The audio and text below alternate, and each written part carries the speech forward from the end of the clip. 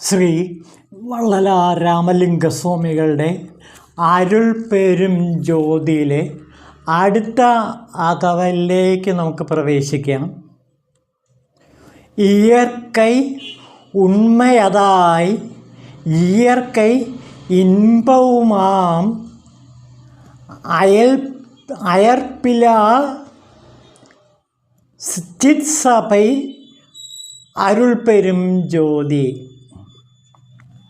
இயற்கை உண்மையதாய் ഇയற்கை പ്രപഞ്ചത്തിൽ സത്യമായി വിളങ്ങുന്നത് അരുൾ പെരും ജ്യോതിയാണ്. ഇയற்கை ഇன்பവുമാം പ്രപഞ്ചത്തിൽ സ്നേഹമായിട്ട് ഇമ്പമായിട്ട് വളരുന്നതും അരുൾ പെരും ജ്യോതിയാണ്. അപ്പോൾ അരുൾ പെരും ജ്യോതിക്ക് ഇവിടെ രണ്ട് ഡെഫിനിഷൻ കൊടുക്കുകയാണ്.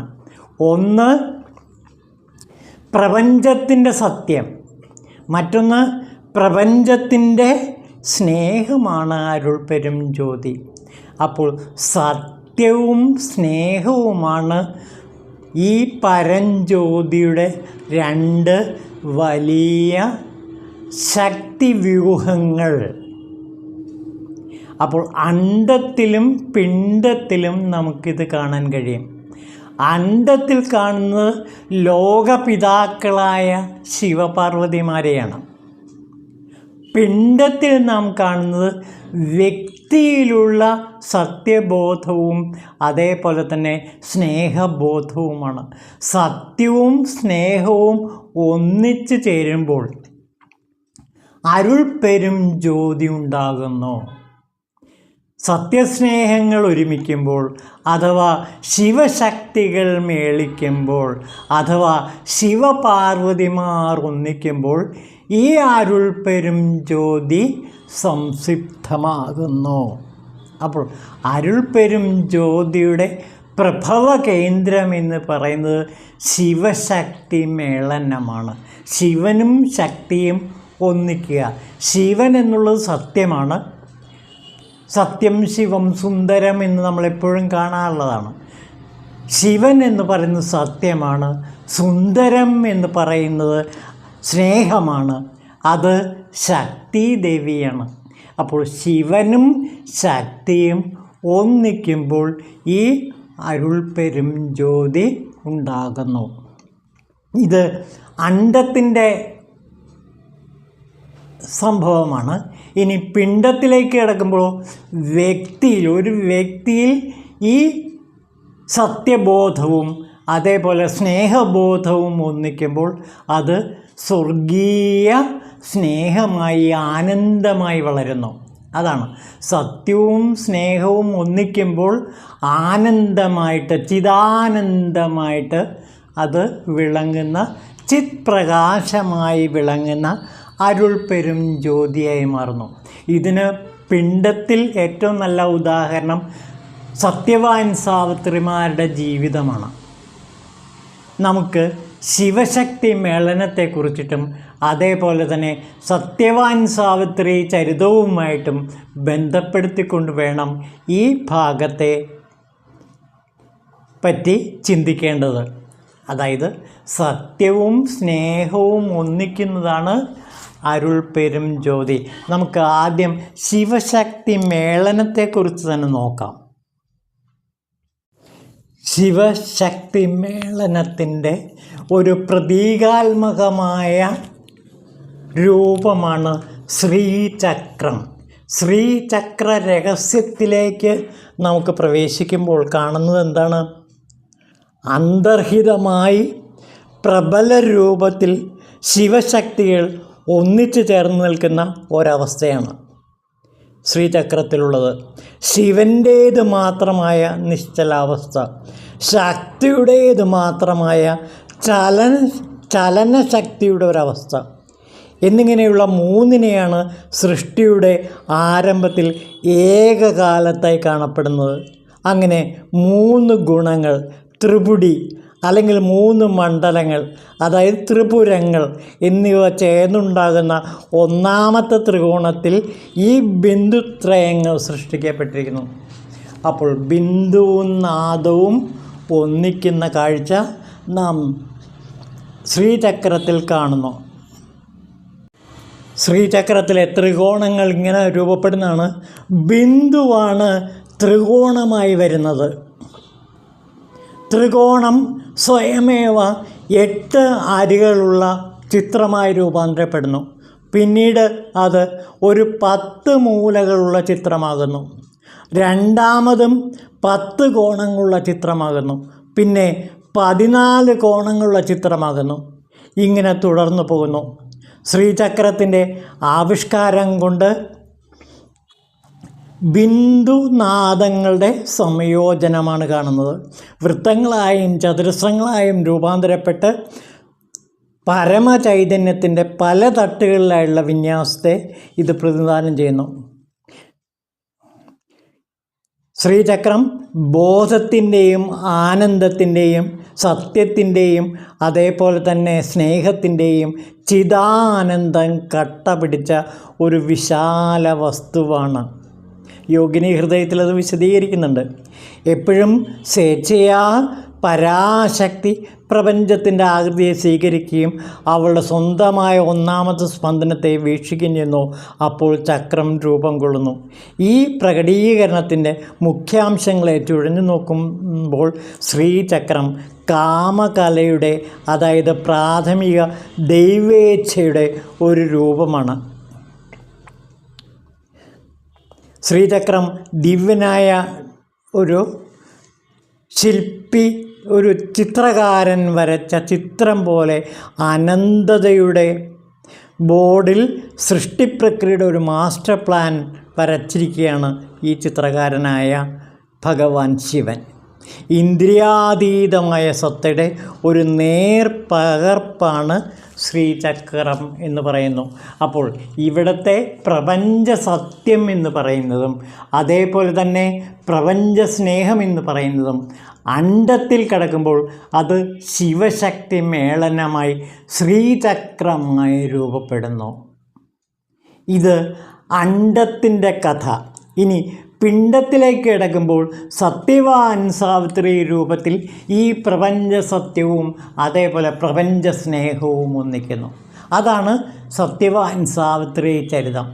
ഇത് എൻ്റെ കൂടുതൽ ഉള്ളിലേക്ക് കിടക്കണമെങ്കിൽ നാം മഹർഷി അരവിന്ദൻ്റെ സാവിത്രി എന്ന മഹാകാവ്യത്തെക്കുറിച്ച് മനസ്സിലാക്കേണ്ടിയിരിക്കുന്നു. സാവിത്രി മഹാകാവ്യത്തിൽ മഹർഷി അരവിന്ദൻ പറയുന്നു, മരണമില്ലാത്ത ഏകദ്വന്ദ്വം. ഒരേ ഒരു ജീവി 2 ദേഹങ്ങൾ ധരിച്ച് ആലിംഗനം ചെയ്തുകൊണ്ട് അഗാധമായ സർഗാനന്ദത്തിൽ മൂടിയിരിക്കുന്ന 2 ഏകീകൃത ആത്മദ്വയങ്ങൾ. അവരുടെ ആനന്ദ സമാധി ഈ ജഗത്തിനെ ധരിക്കുന്നു. അതാണ് സത്യം, അതാണ് സ്നേഹം. അപ്പോൾ സത്യം സത്യവാൻ്റെ രൂപത്തിലും സ്നേഹം സാവിത്രിയുടെ രൂപത്തിലും ഈ പ്രപഞ്ചത്തിൽ അണ്ഡങ്ങളിൽ നിലനിൽക്കുന്നത്, അതേപോലെ പിണ്ഡങ്ങളിൽ നിലനിൽക്കുന്നത് എല്ലാം നാം കണ്ടുകൊണ്ടേയിരിക്കുന്നു. ഇനി സാവിത്രിയിലെ മറ്റൊരു ഭാഗത്തിലേക്ക് കൂടി കിടക്കാം. സാവിത്രിയിൽ മഹർഷി അരവിന്ദൻ പറയുകയാണ്, ഈശ്വരീയതയുടെ മാർഗത്തിൽ മനസ്സ് മധ്യവർത്തിയാണ്. അതിൻ്റെ ശക്തികൾക്ക് പ്രകൃതിയുടെ സർവപ്രവൃത്തികളെയും നിരാകരിക്കുവാനും കഴിയും. മനസ്സിന് പൃഥ്വീതലത്തിലെ ഘനീഭൂത നിയമങ്ങളെ സ്തംഭിപ്പിക്കുവാനോ മാറ്റുവാനോ കഴിയും. ഭൂതലത്തിൻ്റെ മുദ്രയായ മയക്ക സ്വഭാവത്തിൽ നിന്ന് മോചനം നേടി ഭൗതികമായ ആയാസമുഷ്ടിയെ അതിന് പൊട്ടിക്കാം. മരണത്തിൻ്റെ ക്രൂദ്ധ ദൃഷ്ടിയെ അലക്ഷ്യമാക്കി നൈമിഷികമായ പ്രവൃത്തിയെ അതിന് ശാശ്വതീകരിക്കാം. അതിൻ്റെ ചിന്താശക്തിയുടെ ആജ്ഞാശകലം കൊണ്ട് ലഘുസമ്മതത്തിൻ്റെ ആകസ്മികത സമ്മർദ്ദം കൊണ്ടും നിഗൂഢമായ സ്നേഹത്തിൻ്റെ അറയിൽ നിക്ഷിപ്തമായ മൂകശക്തികളെ വിമോചിപ്പിക്കുവാൻ അതിന് കഴിയും.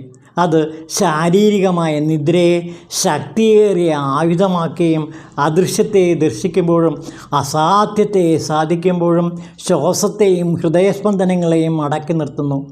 ഉച്ചരിക്കാത്ത വിചാരത്തെ ഉപാധിരഹിതമായി വിനിമയം ചെയ്യുന്നു. വെറും നിശബ്ദമായ ഇച്ഛാശക്തി കൊണ്ട് സംഭവങ്ങളെ ചലിപ്പിക്കുന്നു. കൈകാലുകളില്ലാതെ വിദൂരങ്ങളിൽ പ്രവർത്തിക്കുന്നു. ഭീമമായ അജ്ഞതയെ, ഈ കൊച്ചു ജീവിതത്തെ ഒരു പ്രവാചകൻ്റെ കാഴ്ചപ്പാടോടുകൂടി പ്രകാശമാനമാക്കുന്നു. ഉന്മത്തമായ ആനന്ദത്തെയും ക്രോധത്തിൻ്റെ അങ്കുശത്തെയും ആവാഹിക്കുവാനും നമ്മുടെ ശരീരത്തിൽ ദൈവത്തെയോ പിശാചിനെയോ ഉത്തേജിപ്പിക്കുവാനും സർവജ്ഞനെയും സർവശക്തനെയും വിളിച്ചു വരുത്തുവാനും വിസ്മൃതമായ ഒരു സർവപ്രഭാവത്തെ ഉണർത്തുവാനും അതിന് കഴിയും. സ്വന്തം മണ്ഡലത്തിൽ വിരാജിക്കുന്ന ചക്രവർത്തിയാണ് സത്യവാനും സാവിത്രിയും. കട്ട പിടിച്ച ഈ തലത്തിൽ നിന്ന് ദിവ്യമായ സ്നേഹത്തിൻ്റെ ഉജ്ജ്വല കാന്തിയിലേക്ക്, ഉജ്ജ്വല ശോഭയിലേക്ക് ഇവർ എത്തിച്ചേരുന്നു. അപ്പോൾ അലൗകികമായ ആത്മാനന്ദത്തിൻ്റെ പ്രണയനിർവൃതിയിലേക്ക്, സ്നേഹനിർവൃതിയിലേക്ക് സത്യവാൻ സാവിത്രിമാർ ഉയരുന്ന കാഴ്ചയാണ് നാം അരവിന്ദൻ്റെ സാവിത്രി എന്ന മഹാകാവ്യത്തിൽ അനുഭവിക്കുന്നത്.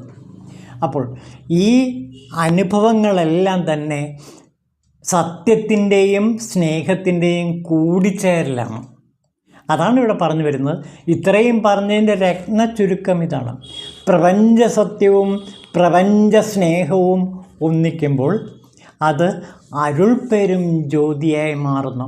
ഇത് അണ്ഡത്തിൽ ശിവശക്തികളായി ഒന്നിച്ച് ഈ അരുൾപ്പെരും ജ്യോതി ഉണ്ടാകുന്നു. നമ്മുടെ വ്യക്തി ജീവിതത്തിൽ, അതായത് പ്രപഞ്ച ജീവിതത്തിൽ, നമ്മുടെ ശരീരത്തിൽ സംഭവിക്കുന്ന ഈ സത്യവാൻ സാവിത്രി മേളനം, അതായത് സത്യത്തിൻ്റെയും സ്നേഹത്തിൻ്റെയും മേളനം വ്യക്തിയുടെ ഹൃദയത്തിൽ ഉണ്ടാകുന്നതിൻ്റെ ഉദാഹരണമാണ് സത്യവാൻ സാവിത്രി ചരിതം. സത്യവാൻ സാവിത്രിമാരുടെ കൂടിച്ചേരലിലൂടെ മനസ്സിൻ്റെ നിഗൂഢമായ തലങ്ങളിലെ ബന്ധനങ്ങളെ മുഴുവനും ഇല്ലാതാക്കി ആ ബന്ധനത്തിൻ്റെ കെട്ടുപാടുകളെല്ലാം മുറിച്ചു മാറ്റി ദിവ്യമായ സ്നേഹത്തിൻ്റെ, അലൗകികമായ സ്നേഹത്തിൻ്റെ അലൗകിക ലോകത്തിലേക്ക് പ്രവേശിക്കുമ്പോഴാണ് ഈ അരുൾപ്പെരും ജ്യോതി നമ്മുടെ ഹൃദയത്തിലും വികസിച്ച് വിടർന്ന് പരിലസിക്കുന്നത്. അപ്പോൾ സത്യവാൻ സാവിത്രിയുടെ സ്നേഹം എന്ന് പറയുന്നത് ശരിക്കും അത് സത്യത്തിൻ്റെയും സ്നേഹത്തിൻ്റെയും കൂടിച്ചേരലാണ്. അത് സ്ത്രീ പുരുഷ മേളനം കൂടിയാണ്. വ്യക്തിയുടെ ജീവിതത്തിൽ അത് പുരുഷനും സ്ത്രീയുമാണ്. പുരുഷൻ എന്ന് പറയുന്നത് സത്യമാണ്, സ്ത്രീ എന്ന് പറയുന്നത് ശക്തിയാണ്, അല്ലെങ്കിൽ ദേവിയാണ്. അങ്ങനെ പുരുഷനും ദേവിയും ഒന്നിക്കുമ്പോൾ ഈ അരുൾപ്പെരും ജ്യോതി ഉദയം കൊള്ളുന്നു. അപ്പോൾ വള്ളലാർ സ്വാമികൾ ഇവിടെ പറയുന്നത് പ്രപഞ്ചത്തിൻ്റെ സത്യത്തിൻ്റെയും സ്നേഹത്തിൻ്റെയും സംയോജനം കൊണ്ടാണ് അരുൾപ്പെരും ജ്യോതി ഉണ്ടാകുമെന്ന് പറയുന്നത്.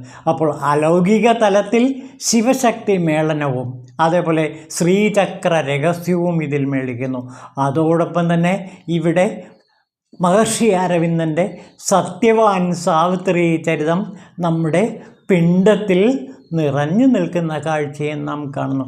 ഇതോടെ കുടുംബജീവിതത്തിലെ വ്യക്തിസ്നേഹത്തെ അലൗകികമായ സത്യസ്നേഹങ്ങളാക്കി ഉയർത്താൻ ഒരു സാധകന് കഴിയും. ഇപ്പോൾ ഗൃഹസ്ഥാശ്രമ ധർമ്മത്തെ ഇവിടെ അനുകൂലിച്ചുകൊണ്ടാണ് ഇവിടെ ഈ വരികളിൽ നാം കാണുന്നത്. അതായത് സ്ത്രീ പുരുഷന്മാരുടെ സ്നേഹബന്ധത്തിലൂടെ, സത്യദർശനത്തിലൂടെ അലൗകികമായ ആ ശക്തിവിശേഷത്തിലേക്ക്, അതായത് അരുൾപ്പെരും ജ്യോതിയിലേക്ക് നമുക്ക് എത്തിച്ചേരാൻ കഴിയും. അപ്പോൾ ഗൃഹസ്ഥാശ്രമികൾ കൂടിയുള്ള ഒരു വലിയൊരു അനുഗ്രഹമാണ് ഇവിടെ വള്ളലാർ പറയുന്നത്. പ്രപഞ്ചത്തിൻ്റെ സത്യമാകുന്ന പുരുഷനും സ്നേഹമാകുന്ന സ്ത്രീയും ഒന്നിക്കുമ്പോൾ ശിവശക്തി മേളനം ഉണ്ടാകുന്നു. അതിലൂടെ അരുൾ പെരും ജ്യോതി നമ്മുടെ ഭ്രൂമധ്യത്തിൽ വികാസം പ്രാപിച്ച് പരിപൂർണ ശോഭയോടെ പ്രശോഭിക്കുന്ന കാഴ്ച നാം കാണുന്നു. ഓം ശിവായ നമഃ.